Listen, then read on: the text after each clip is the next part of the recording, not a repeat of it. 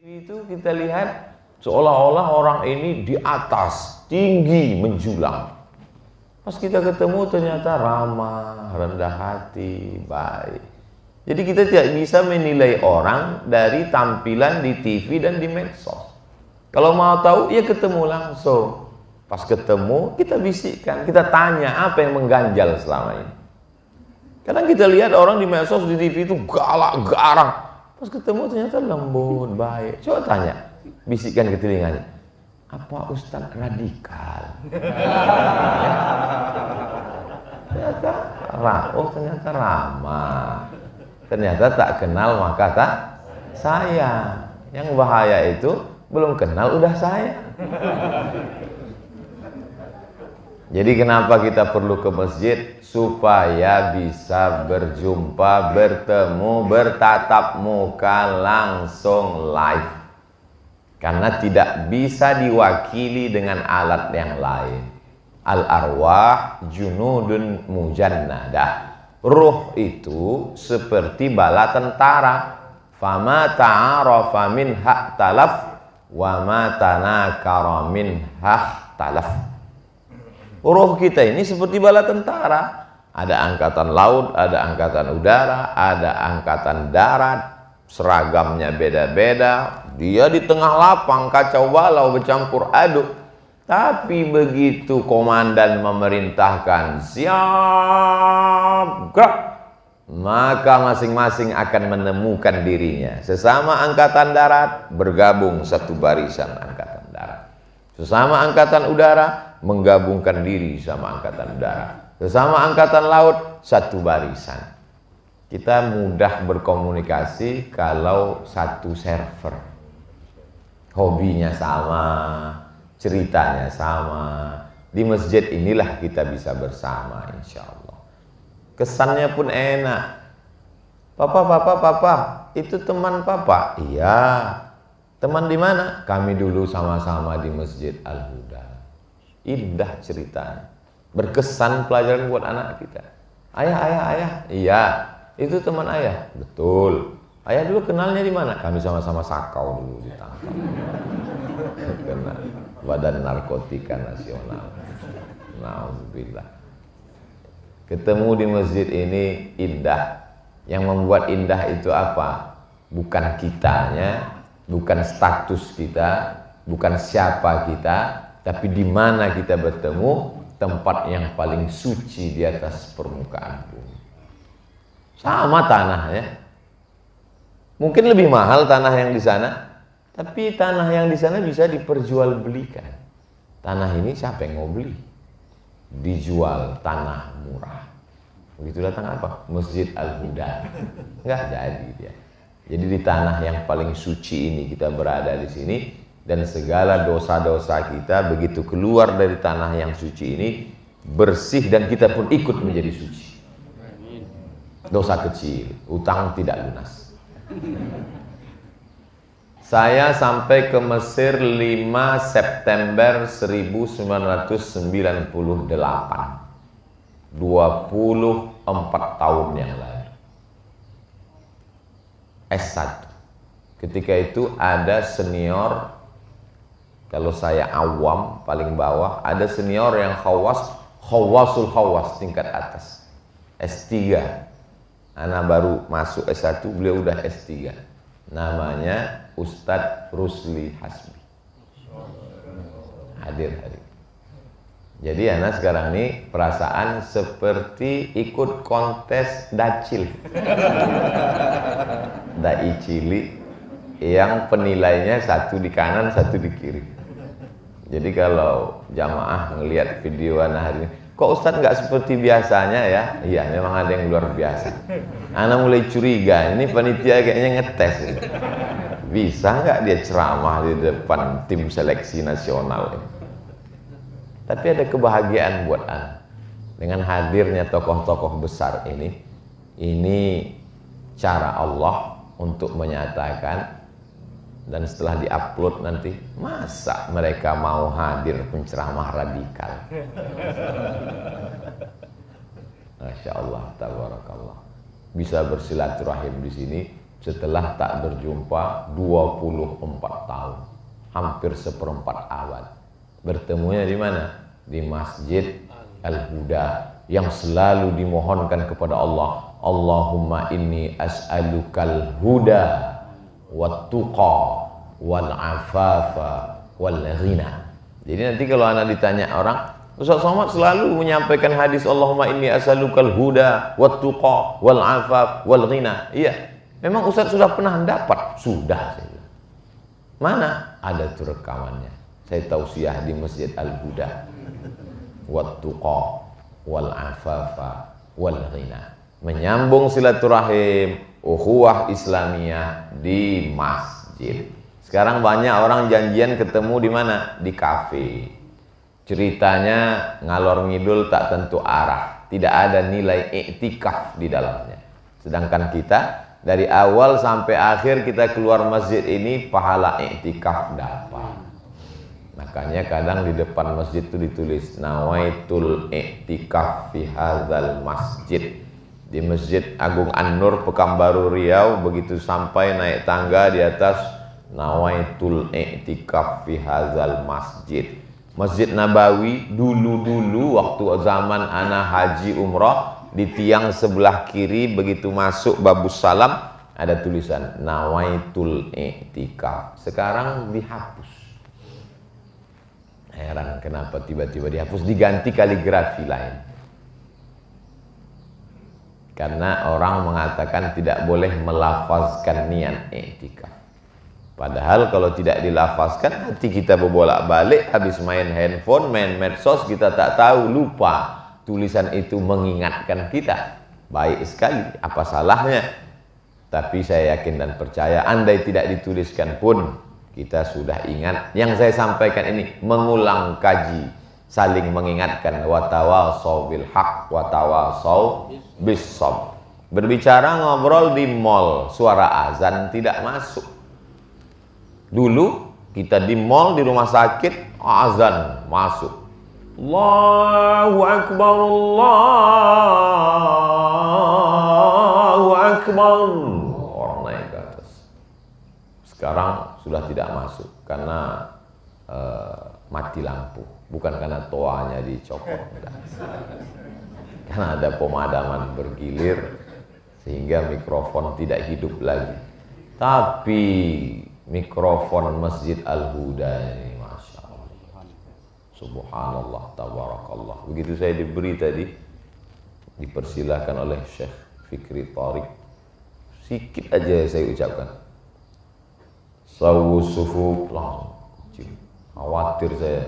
Yang saya khawatirkan jangan-jangan yang berbisik di dalam pun bisa keluar, saking kan tajam. Itu tadi saya nggak terlalu banyak mengeluarkan, dikit aja suara. Yang herannya nggak kelihatan di mana di pasang. Oh ada. Nah, ini baik sekali karena amat sangat berpengaruh sound system ini. 80% menurut Pak JK, beliau bisikkan waktu ketemu. Ustaz Somad kalau ceramah sampaikan itu di masjid-masjid. Karena orang di masjid dengar suara imam, dengar suara khotib, dengar suara penceramah, tausiah, tidak jelas apa yang dia.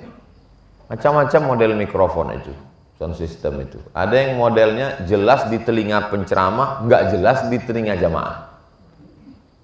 Jadi penceramahnya pede, jamaahnya bingung. Ada model sound system itu jelas di telinga jamaah, nggak jelas di telinga ustadznya. Ustadznya tegang urat lehernya, dia sangka suara itu tak sampai ke telinga jamaah. Ada yang lebih parah lagi, tidak sampai ke telinga jamaah, ustadz itu pun tak mendengar. Sama-sama bingung mereka. Tapi Masya Allah, tabarakallah. Jadi jamaah di seluruh Indonesia dimanapun berada yang mengikuti kajian subuh di Masjid Al-Huda ini, maka kalau kalian mau memperbaiki sound system mikrofon masjid, studi bandinglah ke Masjid Al-Huda. Saya sudah merasakannya. Anda? Bagus sekali. Karena tidak terlalu banyak kita mengeluarkan energi, suara kita jelas. Kadang jamaah ini tidak juga bisa disalahkan. ketika khotib Jumat dia tidur.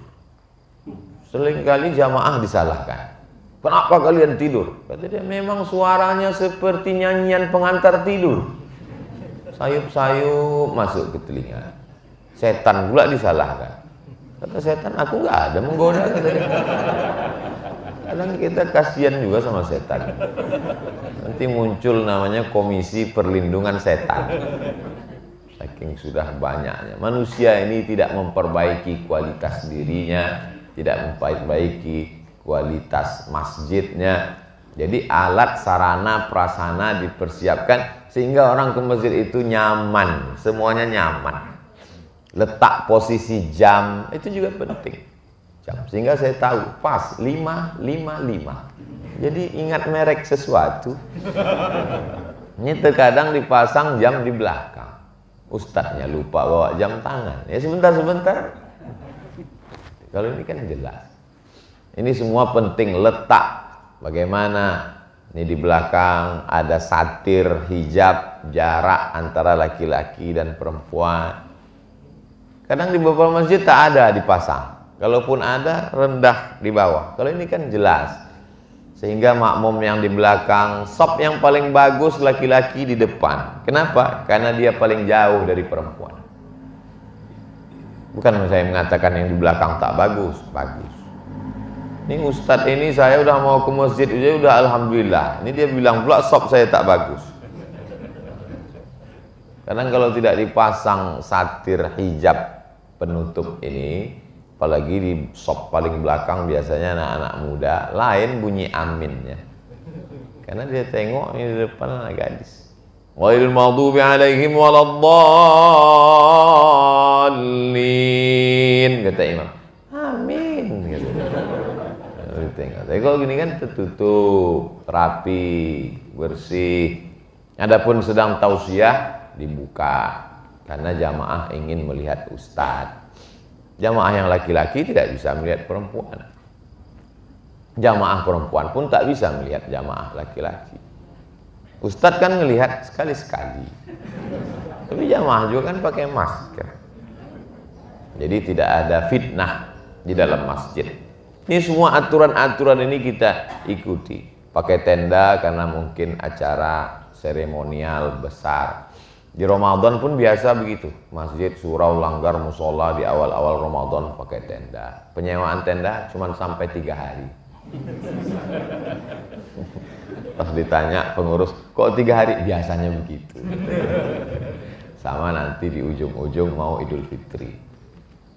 Masjid ini mengajarkan kita dalam fikih cuman ada 2, masjid dan masjid jami. Apa bedanya? Masjid ada Jumatnya, maka disebut masjid jami. Masjid enggak ada Jumatnya, masjid. Masjid apa Ustaz? Ya masjid aja, enggak pakai aja, masjid. Inilah dia masjid. Nah banyak sekarang orang bingung. Ustadz, kalau dilanggar itu apa pakai usolli sunatan tahiyatal langgar? Itu masjid. Karena ada sholat 5 waktu. Subuh, zuhur, asar, maghrib, isya. Bisa iktikaf di dalamnya. Ini sudah mulai dekat Ramadan. Persiapan. Nanti kami iktikaf di mana Pak Ustadz? Masjidnya jauh. Datang ke masjid kita iktikaf. Nawaitul iktikaf fi hadzal masjid. Seminim-minim iktikaf menurut mazhab Syafi'i adalah lama dikit dari ruku. Subhana rabbiyal azimi wa bihamdi, subhana rabbiyal azimi wa bihamdi, subhana rabbiyal azimi wa bihamdi. Lama dikit sudah. Tidak disebut iktikaf kalau tidak menyatukan antara siang dan malam, mesti ketemu siang dan malam. Mazhab Maliki. Alhamdulillah saya mazhab Syafi'i Pak Ustaz. Kenapa? Assalamualaikum, assalamualaikum, subhanallah, subhanallah, cabut. Sudah dapat pahala i'tikaf. Jadi tadi kita dari mulai jam 5, jam 4 lewat sekian sampailah jam 5.59, ini semuanya pahala i'tikaf. I'takafa Rasulullah sallallahu alaihi wasallam fil ashril awakhir min Ramadan. Nabi beriktikaf. Itu waktu afdalnya. Adapun waktu terbentang sepanjang tahun adalah waktu i'tikaf. Tidak limited, terbatas hanya pada Ramadan, di ujung Ramadan saja. Ini untuk menafikan pendapat orang yang mengatakan tidak ada i'tikaf di luar Ramadan. Maka masjid kita bisa sebagai tempat i'tikaf, masuk ke dalam sholat sunat tahiyatul masjid, mendapatkan pahala keutamaan masjid. Masjid kok nggak ada Jumatnya? Kalau ada Jumatnya masjid jami, kecuali ditulis di depan masjid jami tapi nggak ada Jumat, nggak bisa. Kalau masjid, tapi unik juga terkadang untuk meloloskan aturan. Jadi yang namanya surau itu memang tidak ada Jumat. Surau, musola, langgar, istilah tempat kita itu memang tidak ada Jumat. Tapi saya pernah tausiah di Kuala Lumpur, surau, tapi ada mimbarnya. Saya tanya, ada Jumat di sini? Ada. Kok surau? Ini namanya surau Jumat. Untuk mengatasi aturan. Kalau surau, aturan pemerintahnya begini. Jadi di beberapa tempat memang disebut dia musola, tapi masjid. Ini ada sholat Jumat? Ada Pak Ustadz. Tapi kok namanya musola? Dulu kami mau buat masjid. Pas mau izin nggak dikasih. Pak, boleh di sini buat masjid? Nggak boleh. Kalau musola? Boleh. Ya udah, izinnya musola. Tapi dibuat sholat Jumat. Jangan terjebak pada nama. Di kampus juga ada dibuat laboratorium keagamaan. Tapi masjid. Kenapa ini dibuat robah namanya jadi laboratorium keagamaan? Karena kalau dibuat masjid, anggaran nggak turun Pak Ustaz. Jadi dibuat mata anggarannya laboratorium keagamaan. Ini namanya fiqhul hilah. Apa itu? Fikih bagaimana cara berkilah. Semua bisa diselesaikan. Kalau sudah masjid, sampai hari kiamat tidak akan ada yang berani merubah ini jadi apapun. Karena orang yang mempertahankan ini mati syahid jihad fisabilillah. Masjid sudah diatur dalam Undang-Undang Wakaf Republik Indonesia. Bukan sembarangan. Aturan negara, kesepakatan sekelompok manusia bisa saja dilemahkan. Tapi kalau sudah menjadi undang-undang yang disahkan di parlemen tentang aturan wakaf masjid, tidak bisa dialihkan, tidak bisa dipugar, tidak bisa dirubah, tidak bisa diperjualbelikan. Ini semakin menguatkan kita supaya generasi ke depan anak-anak kita adalah generasi masjid. Dari maghrib ke isya 45 menit, waktu yang pendek. Handphone mati, gadget mati, laptop mati, off. Alhamdulillah Ustaz Somad, kami memang sudah begitu di daerah kami. Dari maghrib ke isya handphone mati, gadget mati, laptop mati, TV mati, komputer mati. Kenapa gitu Pak? Pemadaman bergilir.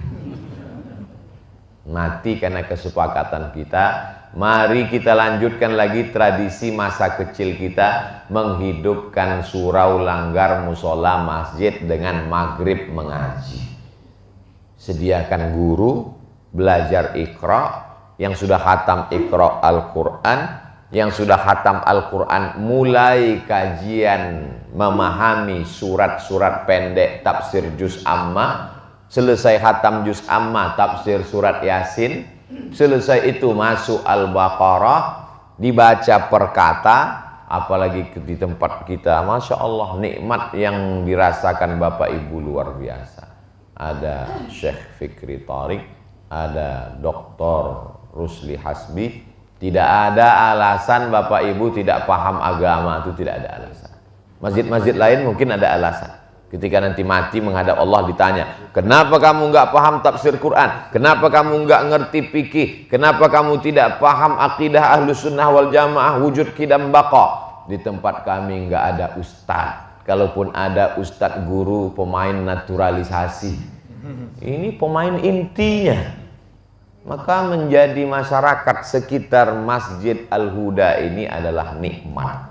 Tapi kalau tidak datang kajian bisa jadi laknat. Resikonya luar biasa. Menjadi penduduk Makkah itu rahmat. Tapi kalau tidak ikut Rasul, jadi Abu Jahal, Abu Lahab, laknat, azabnya juga makin cepat. Nah, jadi kajian subuh ini semakin menguatkan hati masyarakat sekitar Masjid Al-Huda. Tapi bagi yang nggak kuat, mungkin siap-siap juga mengurus surat pindah. Karena dengan adanya masjid kita, ada para asatiz guru, kuatkan lagi keyakinan. Apa yang mau ditanya-tanyakan, minta majelis khusus, hari khusus untuk sekedar membuat tanya jawab. Anda bertanya, syekh menjawab. Anda bertanya, doktor menjawab. Karena kadang banyak yang mau kita tanyakan, tapi begitu sudah duduk dekat syekh, hilang. Saya kenapa ya Ustadz? Kalau pas lagi di rumah banyak betul yang mau saya bahas. Begitu udah duduk hilang. Itu memang sudah SOS, standar operasional setan. Ini udah kerja dia. Maka kita mensiasatinya dengan cara nulis. Tapi saya kan nggak mungkin bawa-bawa tulisan kertas pena Ustaz. Handphone kita itu menulis, tulis yang mau ditanyakan nanti kalau mau ketemu. Ini semua pelajaran bermakna supaya pertemuan di masjid tidak hampa. Apa yang kamu dapatkan di masjid? Silaturahim. Apa yang kamu dapatkan di masjid? Sholat berjamaah. Apa yang kamu dapatkan di masjid? Tanya jawab. Apa yang kamu dapatkan di masjid? Melihat gerak imam. Dari mulai bagaimana duduk tawarruk, bagaimana duduk tasyahud akhir iftirash, bagaimana letak tangan, bagaimana bunyi makharijul huruf. Nah, ini semua penting. Karena mohon maaf, mestinya yang maju ke depan aqrabuhum ila sunnah, yang paling mendekati sunnah Rasulullah SAW. Anak pakai celana panjang, tidak pakai imamah sorban, jenggot pun lupa dipasang. Syekh Fikri Thariq dari atas sampai bawah, atas imamah, i'tamma Rasulullah SAW, Rasul berimamah, Rasul pakai jubah. Rasul sebelum sholat bersiwak. Laula an asyqa ala ummati la amartuhum bis-siwak inda kulli sholat. Terus kenapa Ustadz maju ke depan tadi? Beliau persilakan. Bolak-balik saya nolak, silakan. Daripada saya malu tolak-tolakan, takutnya direkam sama jamaah. Tiba-tiba keluar videonya. Nah, baguslah saya maju ke depan. Masya Allah, tabarakallah. Ini semua mendapatkan keberkahan buat kita semua. Adapun rukun-rukun masjid ini udah lengkap semuanya. Sunat-sunatnya dari mulai fardu-fardu wajibnya, sunat muakkadnya, sunatnya, sampai yang sifatnya perlengkapan semua udah. Buku-buku ada, jamaah yang mau iktikaf dia mau baca dari maghrib ke isya, buku rapi. Dari susunannya rapi kelihatan belum pernah dibuka. Ustadz Selamat, itu kami memang rapi, walaupun udah dibuka dari maghrib ke isya disusun lagi. Ada disediakan mukena, itu bukan untuk jualan. Itu mukena bagi yang musafir mampir singgah atau mau cepat-cepat pulang kantor nggak sempat. Kadang di masjid itu banyak juga ibu-ibu mengeluh, Ustadz ada mukena tapi pas kami pakai dari awal sampai akhir kami tahan napas. Alhamdulillah, ada saja cara orang muslim ini ingin beramal soleh. Ada program namanya bersih-bersih masjid. Di Medan tuh ada program bersih-bersih masjid. Ada orang yang hatinya bersih, disediakannya mobil lengkap dengan pekerjaannya, lengkap dengan alat-alatnya. Kerjanya hanya membersihkan masjid-masjid gratis.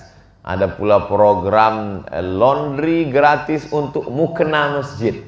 Maka berlomba-lombalah jamaahnya membawa mukena dan ngaku punya masjid. Di setiap peluang mau beramal soleh, ada saja orang ingin mengambil kesempatan. Memang dunia ini isinya begitu. Ada orang yang baik, tapi ada tidak baiknya. Ada yang tak baik, tapi ada baiknya. Itulah manusia.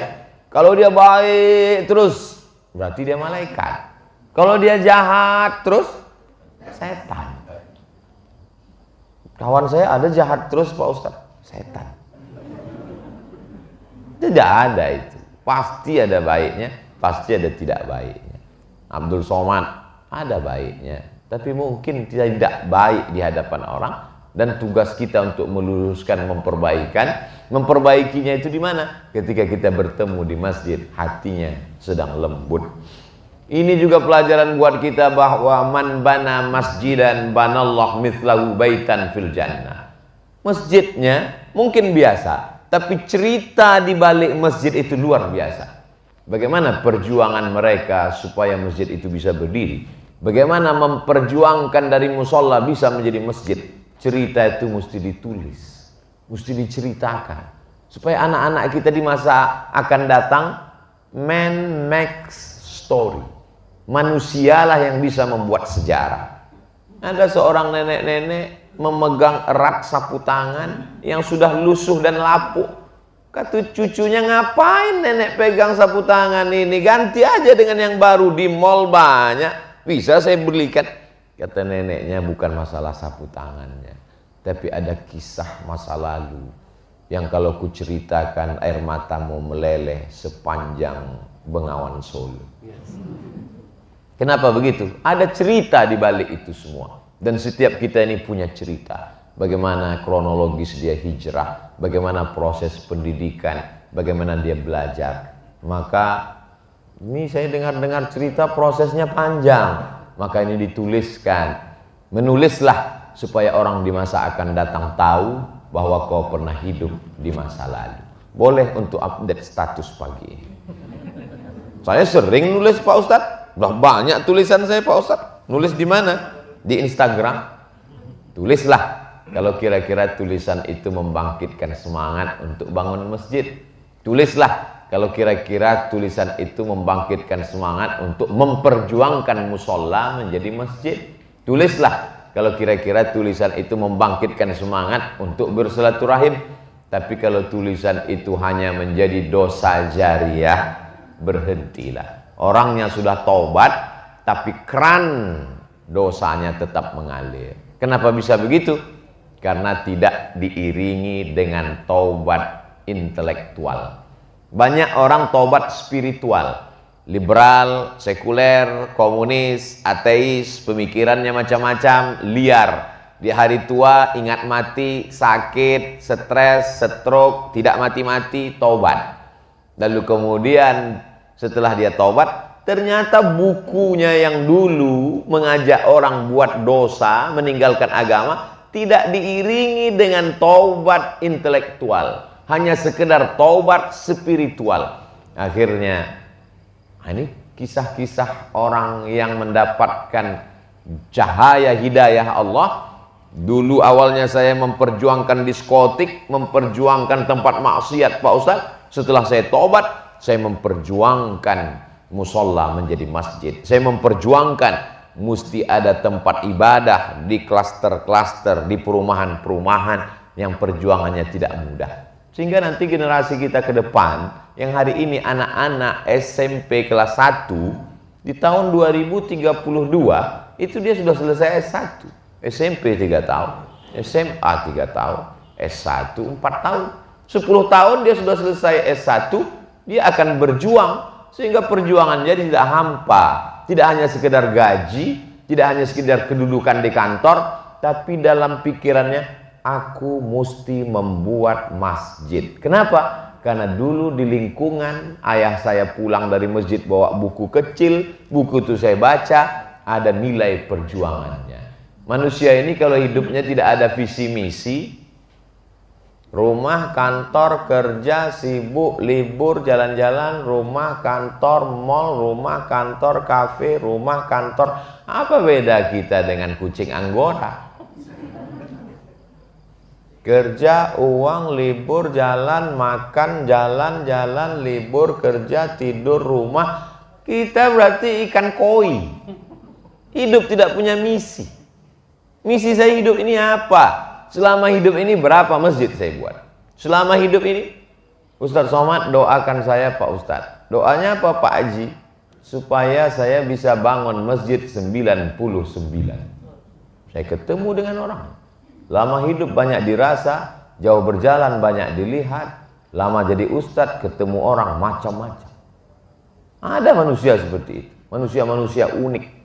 Saya sudah ada tekad dalam hati mau saya tulis sebetulnya biografi manusia-manusia unik yang saya temukan. Ada satu lagi Pak Haji, dia doanya lain. Ya Allah, kalaupun kau matikan aku setelah 3 masjid ini siap. Dan dia terus bangun 3 masjid. Sampai sekarang nggak mati-mati. Sudah lebih 80. Jadi doanya gitu terus. Ya Allah, matikanlah aku setelah 3 masjid ini siap.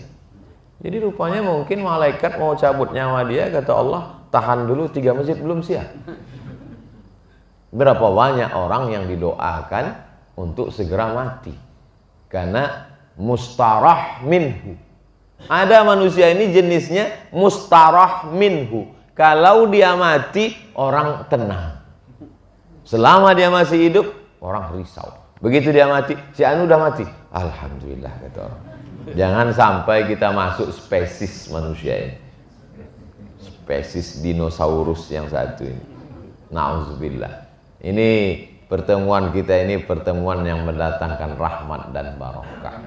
Tolong nanti kawan-kawan jamaah sahabat yang mengupload gambar saya dengan Syekh Thorik, jangan upload yang pas Syekh Thorik di bawah, saya di atas. Upload juga yang pas ana di bawah tadi. Kalau enggak nanti memang betul-betul Ustaz radikal ini. Masa Syekh Thorik dibiarkannya di bawah? Perlu ada keseimbangan. Kalau menceritakan tentang ada seorang perempuan yang solihah, yang baik, masuk surga, ceritakan juga tentang perempuan yang solihah, yang baik, tapi masuk neraka karena tidak memberi makan kucing. Kalau menceritakan tentang ada perempuan yang masuk neraka nakal, ceritakan juga ada perempuan yang nakal, kotor, mengisi sepatunya yang bau kotor dengan air, lalu diberikannya kepada seekor anjing. Cerita mesti berimbang, karena hidup ini adalah puzzle. Puzzle itu kalau tidak disusun secara sempurna, orang hanya akan melihat ini apa, hidung. Hidung apa? Nggak tahu, padahal itu hidung kucing. Karena gambarnya tidak utuh dan sempurna.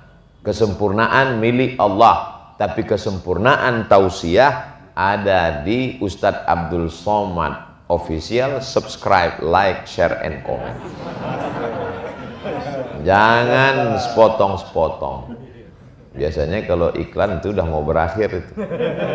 Jangan ambil sepotong-sepotong, komen, potong-potong, benturkan dengan video lain dan lain sebagainya. Maka di masjid kita bertemu, berjumpa, melihat langsung, mendengar, ada tatapan mata, ada raut wajah, ada saatnya suara menggelegar, tapi ada juga saatnya suara rendah. Kesempurnaan itu kita ditemukan di rumah Dia yang maha sempurna, Baitullah, rumah Allah, masjid.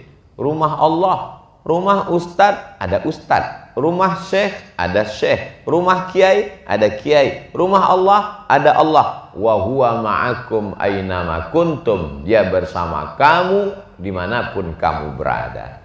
Allah itu tidak jauh tinggi di atas, perlu jutaan tahun untuk menembusnya. Tidak. Dia bersama dengan kita. Dia sudah ada sebelum ruang, waktu, dan tempat itu ada. Maka setelah dia ciptakan ruang, tempat, waktu, aras, dia tidak berpindah kepada tempat. Seandainya dia berada di sesuatu, lalu setelah dia ciptakan tempat, dia berpindah ke tempat, maka batallah mukhalafatuhu lil hawadis. Allah itu laisa kamitslihi syai'un. Dia tak sama dengan apapun. Allah itu walam yakul lahu kufuwan ahad. Dia tidak setara, selevel dengan apapun dan siapapun. Maka jangan hukumi Allah dengan hukum-hukum yang ditepati oleh manusia. Itulah pentingnya kita belajar akidah. Hari Senin malam Ahad, akidah sifat 20 Imam Abul Hasan Al-Asy'ari. Hari Senin malam Selasa, Selasa malam Rabu fikih. Fikih sholat sudah selesai, fikih muamalat, ekonomi. Jangan-jangan sholatnya betul, toharohnya tak tepat.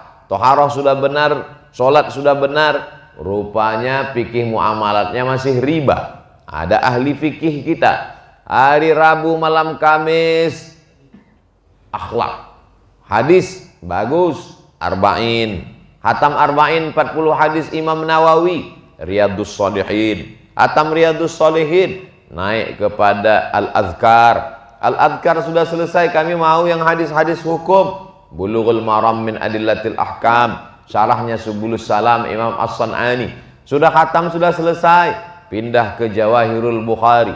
Kami mau yang besar, kitab Imam Al-Bukhari,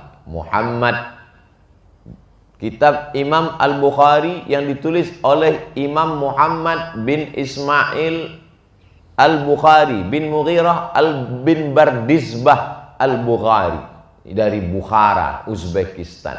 Maka ketika ini dibaca, tapi kami mau bersanad Pak Ustadz, dari gurunya, dari Syekh Tariq, Syekh Fikri Tariq, membaca, mendengar itu dari Sayyidi Al-Habib Umar bin Hafiz di Darul Mustafa Tarim Hadramaut.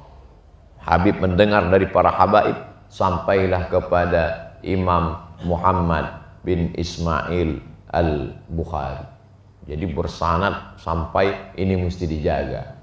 Al-isnad minad din, sanad keilmuan ini dari agama, bagian dari agama. Fanzuru amman ta'khudhu dinakum, perhatikan kamu mengambil agama kamu dari siapa.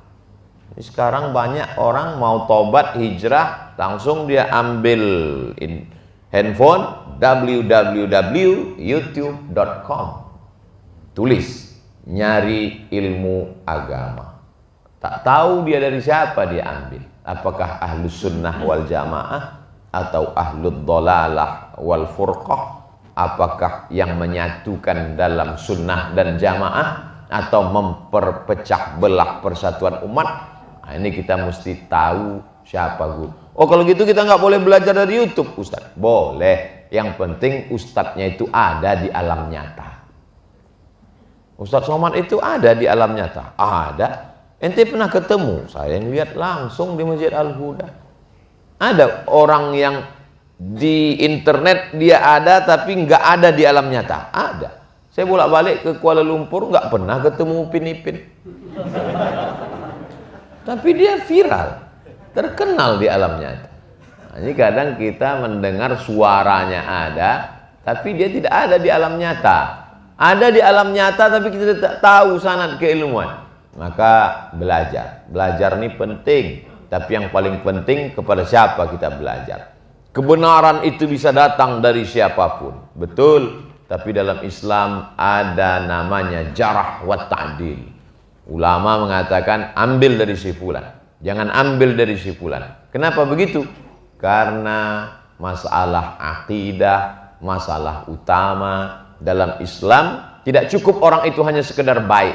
Ada orang baik tapi kalau akidah tidak benar, maka tidak diterima amalnya di hadapan Allah Subhanahu wa taala. Qul, katakanlah, in kuntum tuhibbunallah, kalau kamu memang cinta kepada Allah, fattabi'uni, ikuti aku, Nabi Muhammad sallallahu alaihi wasallam. Kenapa Ustadz selalu menolak kalau diminta jadi imam? Saya tidak mau merusak persatuan umat yang ada di situ. Saya tak tahu masjid ini berkunut atau tidak, zikirnya jahar atau tidak, habis ini berdoa atau tidak. Karena saya ketua masjid. Kalau saya jadi imam di masjid tempat saya pakai mazhab Syafi'i. Subuh saya baca kunut. Lalu kemudian saya pakai tradisi-tradisi yang dari guru-guru saya, tempat belajar, tempat di pondok dulu. Habis itu zikirnya saya jaharkan. Apa pentingnya Ustadz jaharkan zikir ini? Kami kan sudah tahu semua bacaannya. Siapa jamin kita semua tahu bacaan zikir setelah sholat? Ada orang yang baru taubat, ada orang yang sudah taubat lama tapi belum tahu zikir bacaan. Ada anak-anak kecil yang anak-anak kecil itu tidak baca buku. Anak kecil itu kalau dia dengar, dia ingat langsung. Jadi dengan menjaharkan zikir, itu sesungguhnya mendidik. Nanti anak kita pulang dari masjid, kita tanya, apa bacaan setelah sholat? Kenapa itu? Itu yang kulihat tadi dari imam gitu dia. Tapi kalau kita urutkan, astaghfirullahalazim alladzi la ilaha illa huwal hayyul qayyum wa atubu ilaih, la ilaha illallah la syarikalah lahul mulku wa lahul hamdu wa huwa ala syai'in qadir, Allahumma antas salam wa minkas salam. Subuh dia dengar, zuhur dia dengar, asar dia dengar, maghrib dia dengar, isya dia dengar itu semua, maka dia bisa ulang lagi bacaan itu. Itu maksud saya menjaharkan, li ta'limin nas, untuk mengajar orang. Tapi kami kan udah tahu semua bacaannya Pak Ustadz. Semua makmum sudah tahu tentang meluruskan shaf. Tapi tadi apa kata saya waktu di depan? Sawus sufuf, luruskan shaf. Fa inna taswiyatas sufuf min tamamis shalah. Jamaah sudah tahu semua tentang meluruskan shaf. Tapi imam tetap mengucapkan itu setiap mau sholat. Belum pernah lagi saya sepanjang sejarah jadi ustadz ceramah, belum pernah imam saya dengar, jamaah sekalian, saya tidak menyuruh meluruskan shaf karena kalian udah tahu semua kan? Tetap. Jadi nanti kalau ada imam menjaharkan, dia mau mendidik jamaah. Begitu juga dengan doanya. Bagaimana imam makmum mau mengaminkan doa kalau dia dengar entah apa yang saya bilang? Apa yang dibaca? Ibu pun hati-hati juga, mana tahu ibu berjamaah sama bapak sholat tahajud. Jangan asal amin-amin aja. Tanya dulu, ini doa apa bang? Nanti amin-amin dikabulkan Allah, nangis. Itulah pentingnya kata Syekh Thorik tadi. Syekh Thorik mengatakan penting belajar bahasa Arab. Tapi saya kalau berdoa di pengajian, saya terjemahkan itu. Doa itu selalu saya terjemahkan. Allahumma inna nas'aluka salamatan fid din. Selamatkan kami dalam agama kami ya Allah. Ceramah ini perlu diperhatikan wajah jamaah itu satu-satu. Maka saya kalau dari tadi kan saya lihat, apa yang bisa lihat? Berapa yang udah menguap? Biasanya saya gitu, kalau ada 2 orang nguap langsung saya hentikan. Itu udah tanda-tanda. Rupanya kalau diperhatikan satu-satu, ada Ustadz Muhammad Nasri rupanya. Saya sampai ke Mesir tanggal 5 September 98. Kamar pertama yang saya tempat tidur, dan di tempat tidur ada tempat tidur Ustadz Muhammad Nasri. Sampai dia mengungsi di tempat lain. Sampai akhirnya saya dapat rumah. Jadi subuh ini Masya Allah reuni akbar, bertemu di Masjid Al-Huda. Dari jam, tak ingat tadi jam berapa, sekarang sudah jam 6.27. Itulah yang dapat saya sampaikan pada kesempatan hari ini. Mudah-mudahan apa yang saya sampaikan dapat saya amalkan, tidak hanya sekedar menyampaikan, kita sampaikan, kita amalkan bersama dan menjadi amal jariah insyaallah. Mudah-mudahan kita selalu istiqomah iman dan Islam. Anak-anak kita menjadi anak-anak yang rajin sholat berjamaah sampai hari kiamat, sampai anak cucu kita semuanya. Ala hazihin niyah, untuk niat yang baik ini. Al-Fatihah. A'udzubillahi minasyaitonir rajim. Bismillahirrahmanirrahim. Alhamdulillahi rabbil alamin arrahmanir rahim maliki yaumiddin. Iyyaka na'budu wa iyyaka nasta'in. Ihdinas siratal mustaqim siratal ladzina an'amta 'alaihim ghairil maghdubi 'alaihim waladdallin. Amin. Allahumma shalli ala sayyidina Muhammad wa ala ali sayyidina Muhammad. Assalamu alayka ya Rasulullah.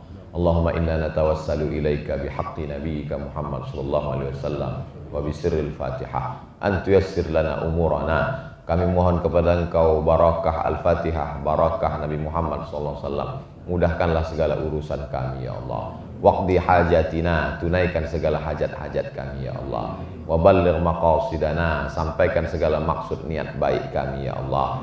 Rabbana ja'alna min muqimis shalah, jadikan kami orang-orang yang menegakkan salat. Wa min dzurriyyatina, sampai anak cucu keturunan kami ya Allah. Allahumma aslih syababal muslimin, perbaiki anak-anak muda kaum muslimin. Wahfazhum min kulli su' wa syarr, jauhkan dari segala perbuatan maksiat dan dosa. Allahumma dafa'anna al-ghala wal waba wal fahsya wal riba wal zina wal munkar ma dhahara minha wa ma batan.